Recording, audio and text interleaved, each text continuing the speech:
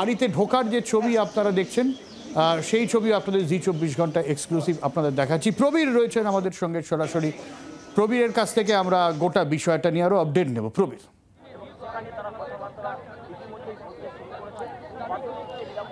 দেখো, একটা অন্তত ইতিবাচক দিক, একটা আশার আলো দেখা যাচ্ছে যেই জায়গাটাকে বৈঠককে ঘিরে, সেটা হচ্ছে যে আজকে মুখ্যমন্ত্রীর বাড়িতে কিন্তু যারা আন্দোলনকারী চিকিৎসক যে প্রতিনিধি দল এখানে এসেছেন তারা কিন্তু মুখ্যমন্ত্রীর বাড়িতে আজকে প্রবেশ করছেন, সেই ছবি দেখা গেছে। অর্থাৎ এই ছবি দেখে একটা কথা বলা যায়, নিশ্চিত না হলো যে আজকের বৈঠকটা অবশেষে হচ্ছে।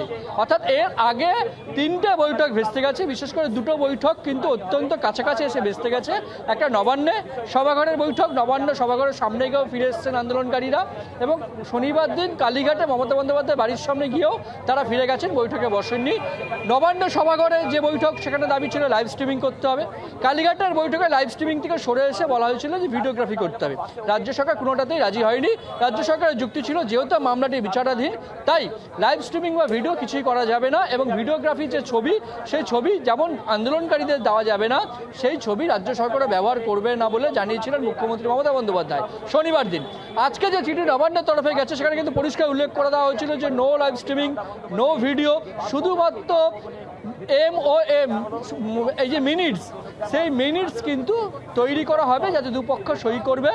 অবশেষে ডাক্তারদের তরফে যে শর্তগুলো দেওয়া হয়েছিল যে সরকারি কোনো কার্যালয় করা হবে এই বৈঠক, সেটা রাজ্য সরকার মানেননি। কারণ মুখ্যমন্ত্রী, রাজ্য সরকার মনে করেন যে মুখ্যমন্ত্রীর ভবনটাও তার একটা অফিস, তার একটা কার্যালয়, সুতরাং সেক্ষেত্রে দাঁড়িয়ে সেই দাবি মানা হয়নি।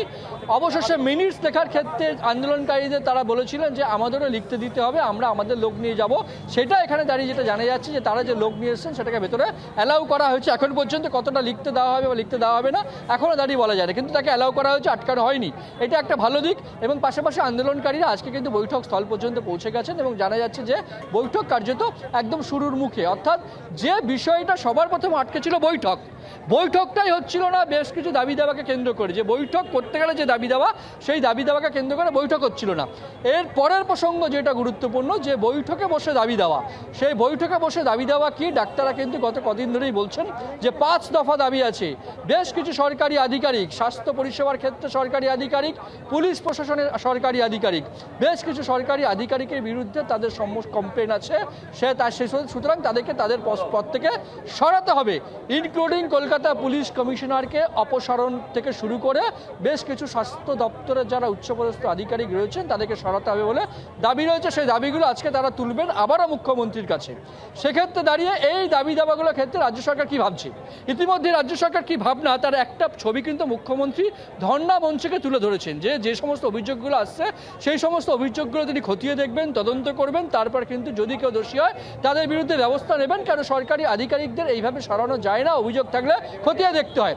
একটা আভাস কিন্তু মুখ্যমন্ত্রী দিয়েছেন দাবি দেওয়ার ক্ষেত্রে সরকার কি করতে পারে, কতটা বিবেচনা করতে পারে। সেক্ষেত্রে দাঁড়িয়ে আজকে নতুন করে যখন একদম লিখিত আকারে দাবি দেওয়া পেশ করা হবে, সরকার সেই দাবি দেওয়া কতটা মেনে নেন, কতদিনে মেনে নেন, কতক্ষণে মেনে নেন, সেই দাবি দেওয়া মেনে নেওয়ার ক্ষেত্রে সরকার যে আশ্বাস দেবেন সেই আশ্বাসে কতটা আশ্বস্ত হবেন আন্দোলনকারীরা, এটা একটা বড় বিষয়।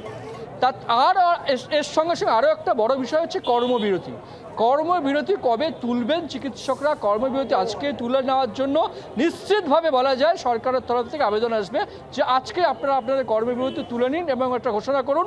কারণ স্বাস্থ্য পরিষেবা একটা বড় অংশ কিন্তু কার্যত অচল হতে বসেছে। গতকাল স্বাস্থ্য প্রতিমন্ত্রী তিনি বলেছেন 7,000-এর বেশি অপারেশন আটকে রয়েছে, শিডিউল অপারেশন, যেগুলো একদম শিডিউল ছিল সেই অপারেশন আটকে রয়েছে, এবং পাশাপাশি দাঁড়িয়ে তার মধ্যে 1,500 হচ্ছে হার্টের পেশেন্টের অপারেশন আটকে রয়েছে।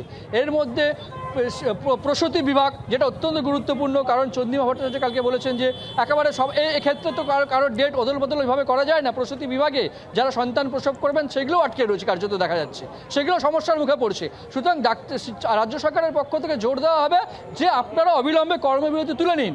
সেই কর্মবিরতি তোলার ক্ষেত্রে ডাক্তাররা রাজ্য সরকারকে কি বলছেন, কতটা আশ্বাস দিচ্ছেন, আদৌ কর্মবিরতি তুলছেন কিনা, কর্মবিরতি তুললে কবে তুলছে, এই প্রশ্নটাও কিন্তু থেকে যাচ্ছে। অর্থাৎ দাবি দেওয়ার ক্ষেত্রে যেমন বড় প্রশ্ন আন্দোলনকারীদের থাকবে, পাশাপাশি রাজ্য সরকারের কাছে সবচেয়ে বড় বিষয় হবে কর্মবিরতি যাতে তুলে নেন সেটাকে সুনিশ্চিত করা। সুতরাং বৈঠক শুরু হয়েছে, এটি ইতিবাচক দিক, আলোচনার একটা পথ খুলেছে, কিন্তু সেই আলোচনায় যে দুটো প্রশ্ন উঠে আসবে এই দুটোই হচ্ছে বিষয় দাবি দেওয়া আন্দোলনকারীদের পক্ষ থেকে আর রাজ্য সরকারের পক্ষ থেকে কর্মবিরতি তুলে নেওয়া। সেক্ষেত্রে দাঁড়িয়ে দুপক্ষকে কতটা আশ্বাস দিচ্ছেন এবং দুপক্ষের আশ্বাসে দুপক্ষই কতটা আশ্বস্ত হচ্ছেন সেটা কিন্তু সবচেয়ে বড় প্রশ্ন। বাংলার আওয়াজ, বাঙালির আবেগ, জি 24 ঘন্টা।